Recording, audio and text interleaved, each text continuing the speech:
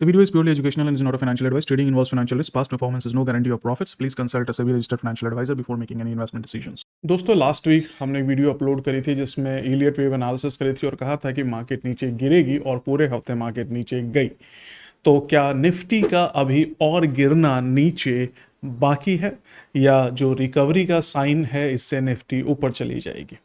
क्या इंडिया का मार्केट अभी ओवर वैल्यूड है और सितंबर के महीने में क्या हो सकता है, इनफैक्ट आने वाले हफ्ता कैसा रहेगा, इन सब को एनालाइज करने का अमेजिंग और सिंपल तरीका आज हम सीखेंगे। इस वीडियो को लास्ट तक ध्यान से जरूर देखना है। स्किप का जमाना है, बट उस चक्कर में आप कुछ भी नहीं सीखते, सब कुछ स्किप कर जाते हैं। तो ध्यान से देखिए इस वीडियो को, और पसंद आए तो चैनल को सब्सक्राइब जरूर करिए और बेल बटन को प्रेस करना मत भूलना। देखिए, मार्केट गिरेगी इस बात पे डिपेंड करता है कि मार्केट की वैल्यू क्या है। अगर मार्केट बहुत ज़्यादा ओवर वैल्यूड है तो गिरने के चांसेस हैं, या तो गिरेगी या साइडवेज रह जाएगी।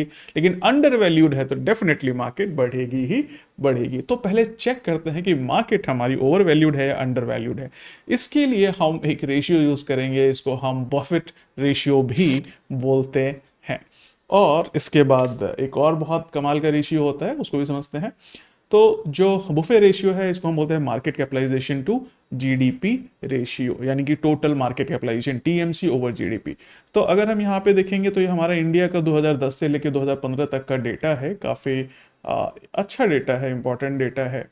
और इसके हिसाब से आज जो हमारा मार्केट है लगभग 134% या 135% है जीडीपी का। अब ये ओवर या फिर अंडर वैल्यूड है, इसको समझने के लिए हमें इसका एवरेज और मिनिमम और हायर लेवल लेना पड़ेगा। तो अगर इस आप टेबल को देखें तो ये कहता है कि अगर रेशियो हमारा 72% है, TMC to GDP, total market capitalization to GDP, तो मार्केट आपकी सिग्निफिकेंटली अंडर वैल्यूड है based on the historical valuation. ठीक है, तो इसको 5 जोन में लिया गया है। मॉडेस्ट अंडर वैल्यूड 72% टू 92% है। फेयरली वैल्यूड अगर 92% से 113% के आसपास है तो फेयरली वैल्यूड है। और मॉडेस्टली ओवर वैल्यूड है 133 से, अगर ये नीचे रहता है 113 और 133% के बीच में रहता है तो। और सिग्निफिकेंटली ओवर वैल्यूड है अगर रेशियो हमारा 134% से ऊपर है। तो अभी जो हमारा 2025 का सितंबर में रेशियो है आज की डेट में, that is approximately 134.6%, which is considered as slightly over valued. अब ओवर वैल्यूड होने का ये मतलब नहीं है कि और ओवर वैल्यूड नहीं हो सकता है। यूएस की मार्केट 200% पे चल रही है आज की डेट में। बट देखिए क्या होता है, ओवर वैल्यूएशन तभी संभव है जब मार्केट अंदर से बहुत स्ट्रांग है। आपने कई ऐसे स्टॉक्स देखे होंगे जो 100 पी पे चलते हैं। आखिर 100 पी पे क्यों चल रहे हैं वो लोग, आखिर इतना महंगा क्यों खरीद रहे हैं?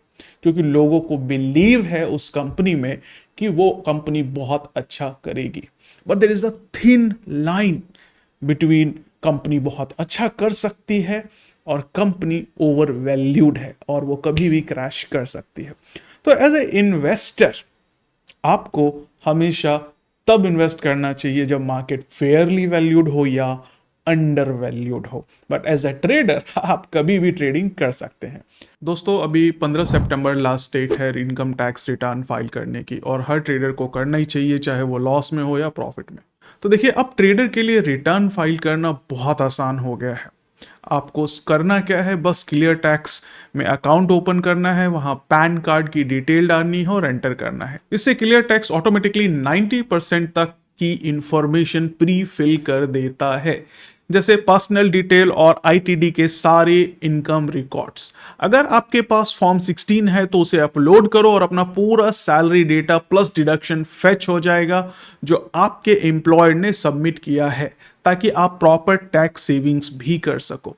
फिर जाओ gains from stocks, mutual fund and एफ&ओ सेक्शन में और एक क्लिक करो add details. Next stocks and mutual fund section में जाओ, जहां आपको सारे बड़े स्टॉक्स ब्रोकर की लिस्ट मिल जाएगी। बस आपको सेलेक्ट करना है जहां आपने इन्वेस्ट या ट्रेड किया है, और यहां आपको कैपिटल गेन रिपोर्ट्स करने के 2 सिंपल ऑप्शंस मिलते हैं। पहला ऑप्शन है डायरेक्ट इंपोर्ट करना स्टॉक ब्रोकर से। क्लिक करो लॉग इन एंड इंपोर्ट पे, फिर अपने स्टॉक्स ब्रोकर के अकाउंट में साइन करो और बाकी काम क्लियर टैक्स खुद कर लेगा। ऑप्शन 2 है अपलोड करना पीएनएल को मैनुअली। देखिए, सबसे पहले आपको इसके लिए अपने स्टॉक ब्रोकर के प्लेटफॉर्म पे लॉगिन करके टैक्स पीएनएल के रिपोर्ट को डाउनलोड करना होगा, जैसा कि मैंने यहाँ ज़रोदा का डाउनलोड किया है। फिर क्लियर टैक्स में ब्राउज फाइल्स पे क्लिक करके फाइल अपलोड कर दो, फिर बस प्रोसीड बटन को क्लिक कर दो। देखो, चाहे तो आप व्यू एंट्री डिटेल्स में क्लिक करके ब्रेकडाउन भी देख सकते हैं, या डैशबोर्ड में जाकर अपने गेन्स कैटेगरी वाइज भी चेक कर सकते हैं, जैसे long term capital gains, short term capital gains, intraday income और एफएनडो इनकम। अब आती है डिडक्शंस क्लेम करने की बारी। तो अगर आपने अपने इन्वेस्टमेंट्स अपने एम्प्लॉयर को डिक्लेयर किए हैं तो मोस्ट डेटा यहां पर ऑलरेडी प्री फिल्ड होगा, बस आप रिव्यू करके बाकी के डिडक्शंस ऐड कर सकते हो जो मिसिंग है। जैसे ही सब कंप्लीट हो जाए तो क्लिक करो गो टू नेक्स्ट। यहां तुम्हें एक टैक्स समरी मिल जाएगी जिसमें दिखाया होगा इनकम, डिडक्शंस, इन्वेस्टमेंट्स और कौन सा आईटीआर फॉर्म फाइल करना होगा ताकि आपको मिले मैक्सिमम रिफंड। और अगर आपने पिछले 8 साल में कोई स्टॉक मार्केट में लॉस रिपोर्ट किया है अपने पास्ट आईटीआर में, तो क्लियर टैक्स उन इलिजिबल लॉसेस को भी ऑटोमेटिकली फेच करके कैपिटल गेन्स के अगेंस्ट सेट ऑफ कर देगा। क्लियर टैक्स सब कुछ 100% एक्यूरेटली कैलकुलेट करता है, इसीलिए वो देते हैं फ्री टैक्स नोटिस पे सपोर्ट भी। I am giving link in description below, check it now. चलिए, तो दूसरा इंपॉर्टेंट रेशियो है दैट इज पीई रेशियो। अब ये हमारी निफ्टी का पीई रेशियो का चार्ट है। अगर हम ये देखें 1999 से अभी 2025 तक का है, और फिलहाल जो पीई रेशियो है वो लगभग 21.59 के आसपास है। रिसेंटली जो हाईएस्ट गया था वो 42 था कोविड के बाद, और कोविड के टाइम में जो डाउन हुआ था वो था 17। जो इम्पॉर्टेंट नंबर है वो है मीडियन देखने का, यानी कि 20.85 के आसपास है। तो ये दूसरी एक वेबसाइट है जहाँ पे हम निफ्टी के डेटा को एनालाइज कर रहे हैं। लेफ्ट हैंड साइड में हमारा प्राइस का बार है निफ्टी का, राइट हैंड साइड में हमारा पीई रेशियो का बार है, और ये पिंक वाला हमारा पीई रेशियो का लाइन है। तो यहाँ पे हम देख सकते हैं जब निफ्टी हमारी 15,000 थी तो उस वक्त पीई रेशियो हमारा 42 के आसपास था, और 42 तक निफ्टी चली गई थी। और ये बात रही हमारी लगभग 2021 के आसपास की, कोविड के बाद की, क्योंकि बैकलॉग थे और बहुत ज़्यादा मार्केट तेजी से शूट करी थी, तो ये पी रेशियो काफ़ी बढ़ गया था, और बाद में ये करेक्ट होकर के एज लो एज हमारा आ गया था लगभग 18-19 के आसपास। और फिलहाल जो है रेशियो वही है 21.71। अब देखने वाली बात है कि पिछले 5 सालों का जो एवरेज है वो आ रहा है 24 के आसपास का, और पिछले 20 साल का जो हमने देखा था वो 20 के आसपास का था। तो एक तरह से टेक्निकली हम ये भी कह सकते हैं कि जो 24 पी के आसपास है ये हमारा थोड़ा सा हाईयर साइड में है। तो एक टाइम था जब हम लोग ये कहते थे कि भाई निफ्टी अगर 27-28 पी के आसपास है तो ट्रेड करना बंद कर दो, क्योंकि नीचे गिरने के पूरे चांस है। फिलहाल जो सिचुएशन ये है कि निफ्टी जब 21-22 के आसपास जाती है तभी हमें लगता है कि मार्केट जो है ओवर वैल्यूड होने लग गया है और थोड़े से करेक्शन हो सकते हैं। तो जब तक ये 22 से ऊपर अगर जाती है, पुश करती है अपने आप को, तो फिर हम 26-27 का लेवल जो है एक रेजिस्टेंस लेवल मान सकते हैं पी के रूप में, और वहाँ हम कह सकते हैं कि मार्केट थोड़ी सी ओवर वैल्यूड है। तो ये कहना कि भाई निफ्टी क्या अभी ओवर वैल्यूड है based on the market capitalisation, yes, to GDP ratio, yes, over valued है, but based on the PE ratio market बहुत ज़्यादा ओवर वैल्यूड नहीं है। और आप ये भी कह सकते हैं कि मार्केट अभी ऑलमोस्ट फेयरली प्राइस्ड है, या थोड़ा सा स्लाइटली ओवर वैल्यूड, या आप फेयरली प्राइस्ड ही कह सकते हो based on the PE ratio. तो अगर हम ऊपर का टारगेट 24 पीई तक का लेते हैं तो मार्केट कहां तक जा सकती है। तो निफ्टी का अगर हम पी देखें तो अभी 21.6 है, और निफ्टी जो हमारी 24,715 है, तो हमारा जो ईपीएस निकल के आएगा वो लगभग आएगा 24,000 को हम डिवाइड कर देते हैं 20.6 से, तो हमारा ईपीएस आएगा लगभग 1144 के आसपास। अब हम ये मानते हैं कि अगर हमारा ईपीएस कांस्टेंट रहता है, अर्निंग पर शेयर निफ्टी का ऑन एन एवरेज 50 कंपनी का, तो और पी हमारा अगर चला जाता है एस्टिमेटेड पीई तो हमारा एस्टिमेटेड पीई अगर हो जाता है, मान लेते हैं 24, जैसा कि हम कह रहे हैं कि 24 के आसपास या 24.5 के आसपास जो है निफ्टी थोड़ी सी ओवर वैल्यूड मानी जाएगी, या कह सकते हैं कि इसके बाद थोड़ा सा ओवर वैल्यूड जोन में आ जाएगी आज के टाइम के हिसाब से। पहले कभी 26-27 हुआ करता था। तो इस हिसाब से अगर हम बात करें तो निफ्टी का जो एस्टिमेटेड टारगेट हो सकता है PE multiplied by your EPS, ठीक है, सो दैट कम्स टू 28,000 के आसपास, 33 या 28,000, 33 या 28,000 टाउन फिगर में आप कह लो कि आसपास तक का आप मार्केट देख सकते हो। इन केस जो है मार्केट बुलिश होता है और मार्केट बढ़ने लग जाता है, तो क्योंकि 24 पी के बाद तो हाँ ये थोड़ा सा महंगा हो ही गई, लेकिन फिलहाल जो है 28,000 तक का आप ये कह सकते हो कि मार्केट ओवर वैल्यूड बहुत ज्यादा नहीं है based on the PE ratio, but market capitalization to GDP ratio, Buffett साहब के रेशियो के हिसाब से हाँ ओवर वैल्यूड है। तो चलिए टेक्निकल इंडिकेटर भी देख लेते हैं कि टेक्निकल इंडिकेटर्स क्या कहते हैं। 200 period moving average applied on this chart, और ये 200 पीरियड के ऊपर है फिलहाल, तो आप कह सकते हो बुलिश है, बट 200 पीरियड फ्लैट है तो आप ये भी कह सकते हो कि फिलहाल साइडवेज है। और अगर हम लॉन्ग टर्म चैनल को देखें तो technically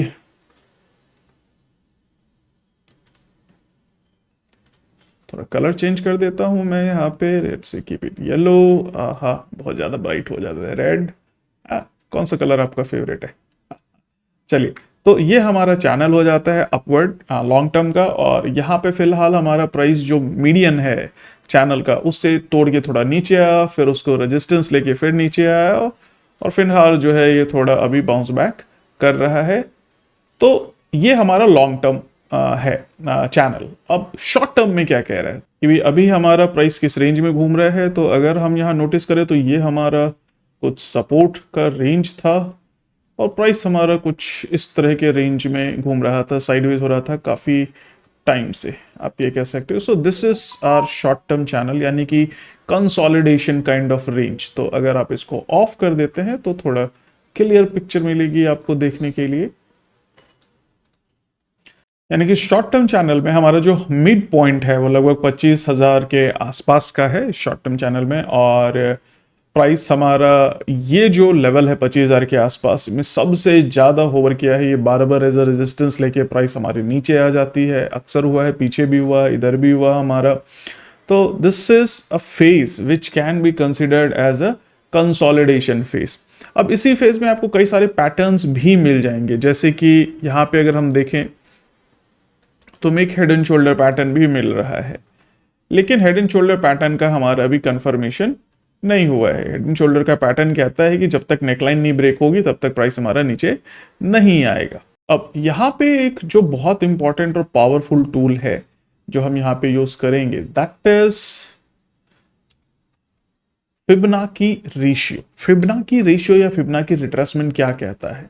so let's remove the drawing, entire drawing. अब हम ये देख रहे हैं कि हमारा जो चैनल, जो ट्रेंड चालू हुआ था 2000 मार्च 20 के आसपास जब प्राइस गिरा था, तो हमारा जो ट्रेंड था उसके हिसाब से सबसे पहला करेक्शन इसने था 23.6 का। आप ये मान के चलिए कि ज़्यादातर टाइम 24.3 की जो करेक्शन है वो बार बार आती है। आप यहाँ देखेंगे तो यहाँ पे भी 23.6 की करेक्शन आई है। तो most of the time trend में आपको 23.6 की करेक्शन जो है आपको देखने को मिल जाती है, ठीक है। तो डिपेंडिंग की ट्रेंड कहाँ स्टार्ट हो रहा है, कहाँ एंड हो रहा है, आपने सही ड्रॉ किया है या नहीं किया है। तो यहाँ पे हमारा 23.6 का था, यानी कि लॉन्ग टर्म में अगर हम बात करें तो सबसे स्ट्रॉन्ग माना जाता है 38.2, ठीक है, और 61.8, ये दो जो लेवल है सबसे ज़्यादा इंपॉर्टेंट माने जाते हैं। तो कई सारे ट्रेडर 50 और 61 के बीच में बाई करना पसंद करते हैं, ठीक है, keeping a stop loss below 78.6। ये मैंने लास्ट वीडियो में भी आपके साथ डिस्कस किया था। अब अगर हम शॉर्ट रन में देखें तो शॉर्ट रन में हमारा जो निफ्टी है, ठीक है, तो ये हमारा लगभग 78.6 के आसपास जाकर के करेक्शन दिया इसने। और अगर हम बात करें इधर रिसेंटली तो हमारा 38.2 के आसपास का हमारा इसने करेक्शन दिया है, और उसके बाद जाकर करके ये प्राइस हमारा ऊपर उठा है। और अगर हम क्लोज करें, इसको नैरो डाउन करें, तो हमारा जो रिसेंट का हमारा करेक्शन आया है, यानी कि सबसे रिसेंट डाउन ट्रेंड का, दैट इज अराउंड 61.8 के आसपास, और यहां से हमारा प्राइस घट गया। अगर हम और करेक्शन इंटरनली चले तो हमारा जो रिट्रेसमेंट नियरेस्ट आया है दैट इज अराउंड 38.2 के आसपास हमारा प्राइस आ गया है। तो अगर हम कमिंग मंथ की बात करें, ठीक है, कमिंग मंथ कैसा हमारा जा सकता है, तो हमें थोड़ा सा ओवरऑल आउटलुक लेना पड़ेगा, यानी कि हमें थोड़ा सा बड़ा ट्रेंड के ऊपर काम करना पड़ेगा। तो इस सिचुएशन में हमें जो ये वाला ट्रेंड है इसको लेके चलना पड़ेगा, ठीक है। तो कम से कम, ठीक है, तो 38.2 के आसपास ये करेक्शन करके ऊपर गया है, लेकिन इसने अभी जो है ऊपर का हाई नहीं ब्रेकआउट किया है और ना ही हमारा यहाँ पे स्ट्रक्चर ब्रेक हो रहा है, यानी कि पिछला स्विंग हाई ब्रेक नहीं हो रहा है। तो जब तक ये 25,100 या 25,200 का जो लेवल है इसको नहीं तोड़ेगा, तब तक हम ये नहीं कह सकते कि मार्केट हमारा नेक्स्ट लेवल के लिए जंप करेगा। तो ये हमारा जो लेवल है 25,150 है, इसको मान लेते हैं, थोड़ा सा प्लस कर देते हैं, 25,200 में मान लेता हूँ। तो 25,200 के ऊपर जब तक नहीं जाएगा तब तक अब ये नहीं कह सकते कि मार्केट थोड़ा बुलिश होगा और नेक्स्ट 25,000 से ऊपर 26,000 27,000 का जो भी लेवल है उसको क्रॉस करेगा। तो ये हमारा एक क्रूशियल लेवल है। दूसरा ये है कि ये हमारा मंथ की बात कर रहे हैं हम लोग, इस मंथ का हम रेजिस्टेंस की बात कर रहे हैं। तो और अगर हम दूसरा सपोर्ट की बात करें इस मंथ में, तो टेक्निकली ऑब्वियसली बात है, अगर 38.2 का लेवल यानी कि 24,275 के आसपास का हमारा लेवल टूट गया, तो फर्दर नीचे 61.8 तक है, यानी कि 23,300 तक के लेवल को हम लोग देख सकते हैं। तो on a daily chart of Nifty अगर हम बात करें तो आरएसआई हमारा भी वीकनेस शो नहीं कर रहा है, यानी कि ये अभी 50 के आसपास क्रॉस ओवर कर रहा है, किसी भी तरह की यहाँ पे डाइवर्जेंस नहीं है और प्राइस हमारा जो है बाउंस बैक कर रहा है अराउंड सपोर्ट। और अगर हम ट्रेंड लाइन की बात करें या इलियट वेव की बात करें तो उसने हमें बहुत ही नीचे का लेवल दिया था लॉन्ग टर्म ट्रेंड के हिसाब से, जो हमने सितंबर में भी जो वीडियो बनाई थी 27 सितंबर को जब निफ्टी हमारी गिरी थी, तो हमारे पास लॉन्ग टर्म ट्रेंड लाइंस भी हमने ड्रॉ करे थे।